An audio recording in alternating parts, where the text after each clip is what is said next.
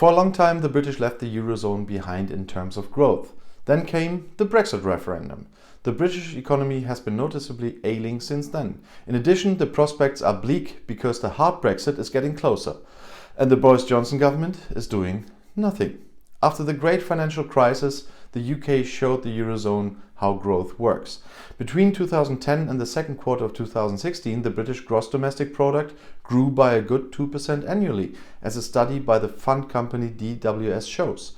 The euro area, on the other hand, which had to fight its way through the debt and euro crisis after the financial crisis, only grew an average of just over 1% annually over the same period.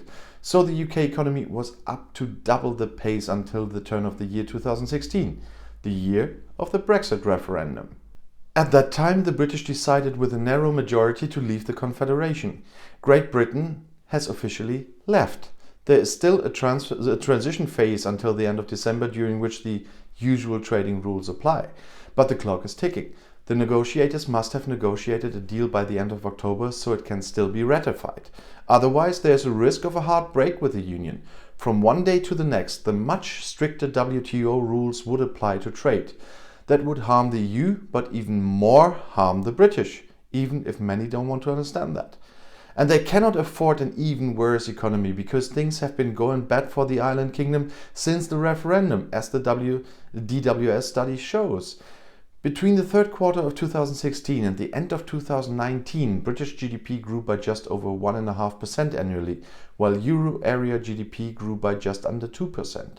With Brexit not yet fully completed, Great Britain fell back from growth and from a growth star to a sick man in Europe.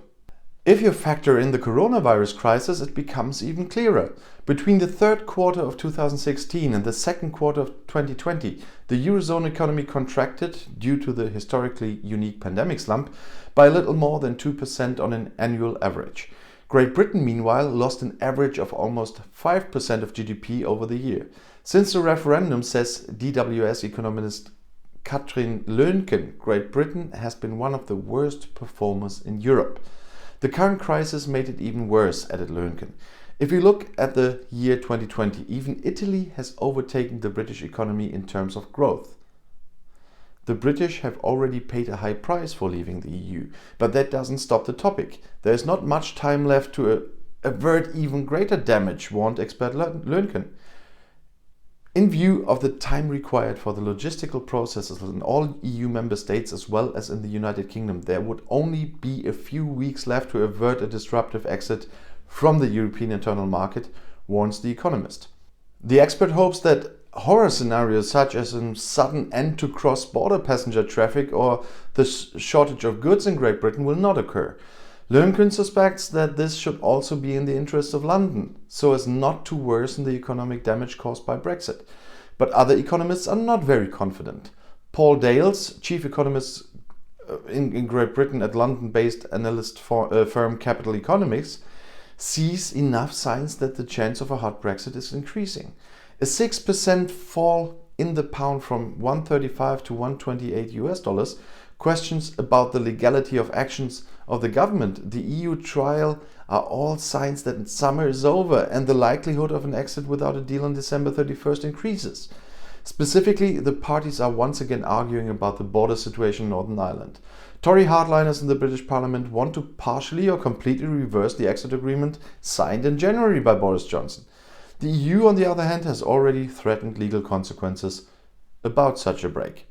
In the worst case, this means sanctions or the lifting of deals that have already been passed between the EU and Great Britain. Great Britain is risking a lot with that, said Dales. A hard Brexit in which the exit agreement is cashed in, the EU imposes trade sanctions, and there are a few mitigating measures, would be a completely different pair of shoes than if there were a few tariffs and tariffs at the border checks there. In view of the already battered British economy, that does not bode well, warns Dales. Of course, you can't blame the government for the virus, but it can influence fiscal policy and the Brexit negotiation. We predicted in July that the UK economy will recover from corona recession less quickly than the European or US economy. It seems like the government wants to make sure our predictions come true, says Dale. Much is at stake for the British. If the country says goodbye to the EU without a deal, there is a risk of miserable years following on from years that are already economically poor. Some economists previously suspected that the government under Prime Minister Johnson would only have enough for a muddled Brexit with a few provisional measures. Given the recent escalation between the country and the EU, even that doesn't seem very likely anymore. FYI, YouTube has just activated memberships for my channel, so if you want some exclusive content in the future, have a look. There's a join button next to the subscribe button. Maybe you will join. But if you want to know more about European politics right now, YouTube has chosen another of my videos right here for you in the end screen, right next to your chance to subscribe to my channel. But I hope you already did. I'll see you in my next video. Click and enjoy. Viel Spaß!